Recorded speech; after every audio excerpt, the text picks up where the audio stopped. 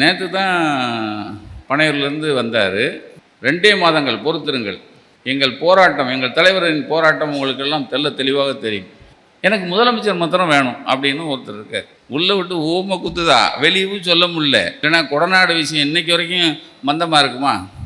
பிஜேபிக்கு ஒரு ஆடு ஒன்று இருந்துச்சு. கவர்னரை சல்லி ஆக்கிட்டார். அதாவது இந்த கவர்னருக்கு இப்போ கொடுத்த ஊமை குத்துறாருல, கவர்னருக்கு கொடுக்குற, அதாவது உள்ளே விட்டு ஊமை குத்துதா, வெளியவும் சொல்ல முடியல.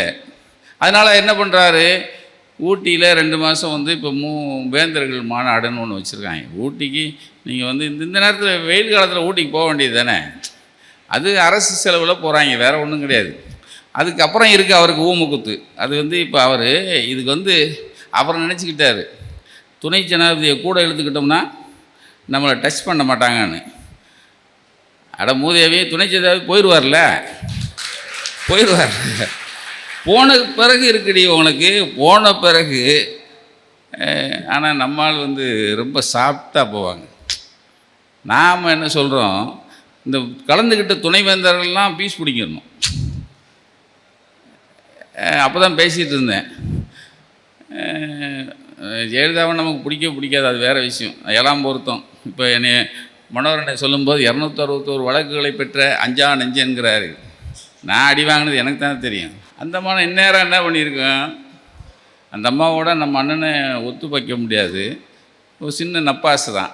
நம்ம இவங்களுக்கு ஏன் கருணை காட்டணுமே, இந்நேரம் அந்த துணைவேந்தர் எல்லாரையும் மாற்றிடும். நம்மால் செய்ய மாட்டார், கொஞ்சம் விட்டு பிடிப்போம். இல்லைனா கொடநாடு விஷயம் இன்றைக்கி வரைக்கும் மந்தமாக இருக்குமா? அதாவது இதுக்கு முன்னாடி பிஜேபிக்கு ஒரு ஆடு ஒன்று இருந்துச்சு. அது கதை எப்படிங்கிறீங்க, ஒரு நீதிமன்றத்தில் ஆடு திருடின ஒரு கேஸ் ஒன்று வந்துச்சான். வழக்கில் யார் ஆடு திருடினதுக்கு எதிராக இவர் கூண்டில் நிற்கிறான், ஆடு திருடினவன் கூண்டில் நிற்கிறான், எவனுக்கு சாட்சி சொல்ல வரல. சாட்சி சொல்ல வரலன்னா நீதிபதி வழக்கு தீர்ப்பு எழுதுகிறார், இந்த மாதிரி ஆடு திருடினதுக்கு சாட்சி எதுவும் இல்லாததால் இவரை மன்னித்து விடுதலை செய்கிறேன் அப்படின்னு அந்த கூண்டில் நின்னாரான் நம்ம ஆடு. ஐயா ரொம்ப நன்றி ஐயா, வாழ்நாளெலாம் மறக்க மாட்டேன். அப்போ நான் அந்த ஆட்டை வீட்டுக்கே எடுத்து போயிடவா அப்படின்னானா. எனக்கு திருடின ஆட்டை நான் வீட்டுக்கே எடுத்து போயிடவானானா. அந்த ஆடு இப்போ போயிடுச்சு. இப்போ இன்னொன்று வந்திருக்கு. அது என்ன அப்படின்னா, ஒருத்தன் இந்த கணக்கு ஒரு 20 பேர் இன்ட்ரிக்கு எடுத்திருக்கான். 20 பேர் இன்ட்ரியில் ஒரே கேள்வி தான்யா, 8க்கும் 8 × 8 என்ன பதில், அரை மணி நேரம் உனக்கு டைம்ன்ட்டு சொல்லிட்டு போயிட்டாங்களாம். இவங்க குழம்பியிருக்காங்க, 8 × 8 அப்படின்னு அரை மணி நேரம் கழித்து ஆளுக்கு ஒரு பதில் எழுதி கொடுத்துட்டு போயிட்டாங்களாம். ஆனால் போனால் ஒருத்தனுக்கு மொத்தம் தூக்கம் இல்லை. வீட்டில் போய் பிள்ளைகிட்ட கேட்டுருங்க, 8 × 8 64 தான்யா, இதுக்கே ஏன் குழப்பம். ஐயோ நான் 60ன்னு எழுதியிருக்கேன்.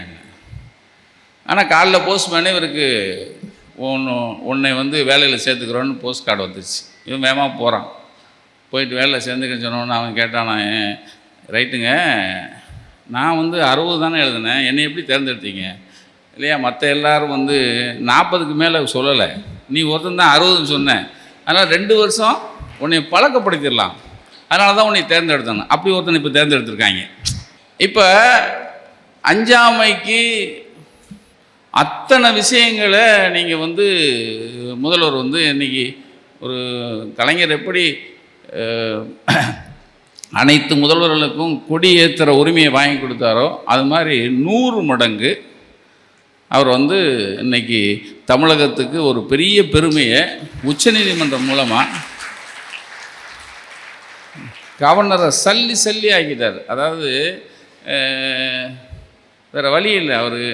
அதாவது நீங்கள் இந்த தைரியம் இருக்குல்ல, இந்த தைரியம் எங்கே வரும் அப்படின்னா கலைஞர்கிட்ட வரும், சும்மா வரல. ஒருத்தர் நேற்று தான் பனையூர்லேருந்து வந்தார். வந்த உடனே நேற்று ஒருத்தர் பேட்டி கொடுக்குறாரு, பனையூர்லேருந்து போயிட்டு வந்த ஒருத்தர் வெளியே பேட்டி கொடுக்குறாரு. 2 மாதங்கள் பொறுத்திருங்கள், எங்கள் போராட்டம், எங்கள் தலைவரின் போராட்டம் உங்களுக்கெல்லாம் தெளிவாக தெரியும். தலைவர் போராட்டத்தை அப்போ தான் நீங்கள் பார்க்க போகிறீங்க அப்படின்னாரு. ஏன்னா 2 மாதம் வெயில், இந்த வெயிலுக்கு உள்ளேருந்து வர முடியாது. அதுக்கப்புறம் 2 மாதம் கழித்து மழை வந்துடும். அதுக்கப்புறம் மழைன்னு சொல்லி காரணம் சொல்லிடுவாங்க. ஆனால் எனக்கு முதலமைச்சர் மாத்திரம் வேணும் அப்படின்னு ஒருத்தர் இருக்கார். ஆனால் இந்த பக்கம் பார்த்தீங்கன்னா யாருமே தூங்க கிடையாதுங்க. இப்போ அமைச்சராக இருக்கிறவங்க சரி, அவருக்கு கீழே இருக்கிற பகுதி வட்டம் யாருமே தூங்கவே கிடையாது. எங்கள் ஆள்கிட்ட கேட்பேன் நான், அண்ணன் சேகர்பவன்கிட்ட, அண்ணே எத்தனை மணிக்கு நான் தூங்கினேன்னு கேட்பேன். எனக்கு தெரிலண்ணே. எத்தனை மணிக்கு எந்திரிச்சேன் தெரியாது. ஏதோ போகிற நேரம் தூங்குவேன், போகிற நேரம் எந்திரிப்பேன், போகிற நேரம் பார்த்துட்ருப்பேன். இந்த உழைப்பை 4.5 வருஷமாக இன்னும் போய்கிட்டே இருக்குது. அப்போ இந்த உழைப்புக்கு முன்னாடி அப்போ இவருக்கு தலைவர் எப்படி இருப்பார்? அதான் அஞ்சாமை. ஈகைக்கு அப்படி வண்டி வண்டியாக இருக்குது, லாரி லாரியாக நம்ம சொல்லலாம். அவருடைய ஈகை குணத்துக்கு பார்த்தீங்கன்னா காலை உணவு திட்டத்துக்கு நீங்கள் இந்தியாவில் இருக்கிற அத்தனை மாநிலங்களும் திரும்பி பார்க்குது காலை உணவு திட்டத்தை. அதைத்தான் சொல்லி இப்போ நிறைய பேர் இப்போ அந்த அந்த விஷயத்தை சொல்லியே நிறைய பேர் ஓட்டு எடுக்க ஆரம்பித்தா மாற்றுக் கட்சிக்காரங்க. எங்கே நான் சொல்கிறது வட மாநிலங்களில். அதே மாதிரி இப்போ ஒரு புது திட்டத்தை கொண்டு வந்திருக்காரு. கர்ப்பிணி பெண்களுக்கு கர்ப்பப்பையில் கேன்சர் வராமல் இருக்கிறதுக்கு இப்போ ஊசி போடுறதா ஒரு விஷயத்தை கொண்டு வந்திருக்காங்க சார். உண்மையிலே பெண்கள் எல்லாருக்கும் சார் இன்னும் ஒரு 30 ஆண்டுகள் 20 ஆண்டுகளுக்கு பிறகு பெண்களுக்கு கேன்சருங்கிற ஒரு விஷயமே வராமல் இருக்கிற ஒரு பெரிய ஒரு அற்புதமான சாதனைங்க. அது சாதாரண விஷயமே இல்லை. நீங்கள் எல்லார் குடும்பத்துலேயும் கர்ப்பப்பை கேன்சரில் ஒருத்தங்க நம்ம பலி கொடுத்துருக்கோம். கர்ப்பப்பை கேன்சரில் பெண்களுக்கு அதில் அது அவ்வளோ பெரிய ஆபத்தான ஒரு விஷயமா இருக்கும். அது இப்போ போட ஆரம்பிச்சிட்டாங்க. இப்போ அந்த திட்டத்தின் மூலமாக அந்த ஈகைக்கு இணையே கிடையாது. அதைத்தான் வள்ளுவன் சொல்கிறான். அஞ்சாமை ஈகையை சொல்லும்போது இதைத்தான் சொல்கிறான். அதே மாதிரி 1000 ரூபா பெண்களுக்கான விஷயம். இந்த 1000 ரூபா பெண்களுக்கான விஷயத்தை கர்நாடகாவிலேருந்து வடக்க இருக்கிற அத்தனை மாநிலங்களும் அதை பெருசாக எடுத்துட்டான். இப்போ பார்த்தீங்கன்னா பிஜேபி போன எலெக்ஷனில் டெல்லியில் அதை சொல்லி தான் ஓட்டு வாங்கியிருக்கான். அது எப்படி 15,000 ரூபா போடுற மாதிரி அதையும் 15 லட்ச ரூபா போடுறேன்னா 15,000 ரூபாயா 15 லட்சம். அதே மாதிரி இதையும் அல்வா கொடுக்க போகிறோம், அது வேறு விஷயம். ஆனால் இந்த ஒரு விஷயத்துக்காக ஓட்டு எடுத்து வந்துட்டான்.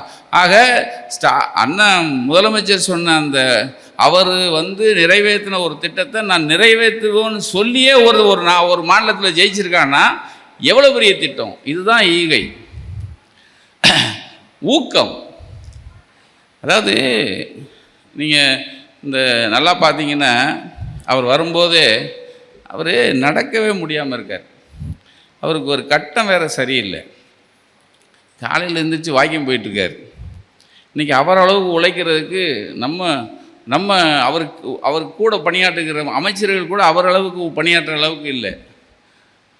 அதை விட முக்கியம் இந்த ஊக்கம் கொடுக்கறதில்ல. அவர் எவ்வளோ பெரிய கில்லாடிக்கிறதுக்கு அன்றைக்கி இந்த கவர்னர் விஷயத்தில் ஒரு தலையங்க எழுதியிருந்தோம். அப்போ எனக்கு தொலைபேசியில் வந்தாங்க அண்ணன் ரொம்ப சந்தோஷம் அப்படின்னு பாராட்டிகிட்டு இருந்தாங்க.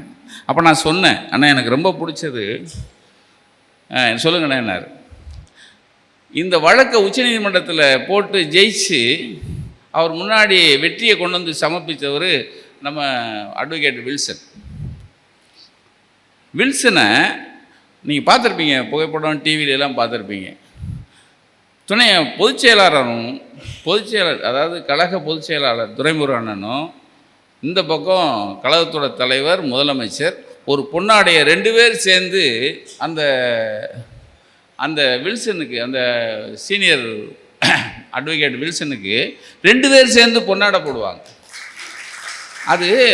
அதை நான் சொன்னேன், எனக்கு ரொம்ப பிடிச்சிருந்துச்சுண்ணே.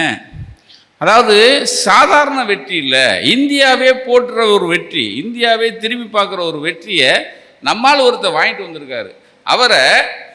அவரை கௌரவிக்கிற விஷயம். பக்கத்தில் அவர் நம்ம டெபுட்டி நிற்கிறார், யார் உதயநிதி தம்பி நிற்கிறாங்க உள்ள கூட. இந்த 3 பேர் சேர்ந்து ஒருத்தரை கௌரவிக்கிறாங்க. இந்த கௌரவம் அதான் ஊக்கம். அதாவது அவரும் தானும் ஊக்கமாக இருந்து தனக்காக பணியாற்றுகிறவன் ஜெயிச்சு வந்தானா, அவனுக்கு தனக்கு நல்ல விஷயம் செஞ்சானா அவனை ஊக்கப்படுத்துகிற விஷயத்தில் முதன்மையாக நிற்கிறவர் நம்ம